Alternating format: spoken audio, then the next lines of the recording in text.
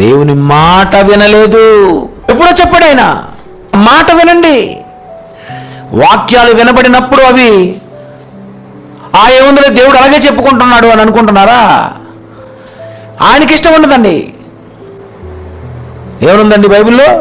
మొదటి సమూయేలు 15వ అధ్యాయము 22వ వచనం ఒకసారి చూడండి. తాను సెలవిచ్చిన ఆజ్ఞను ఒకడు గైకొనుట వలన యెహోవా సంతోషించును. పొట్టేళ్ల క్రొవ్వు అర్పించుట కంటే మాట వినుటయు శ్రేష్టము. దేవుడే బ్రతికిస్తున్నాడు. దేవుడే ఈ లోకంలో నీకు కావలసిన వాటినన్నింటినీ సృష్టించి ఇచ్చాడు. ఆయనే పుట్టించాడు, ఆయనే పోషిస్తున్నాడు, ఆయనే అన్నీ చేశాడు.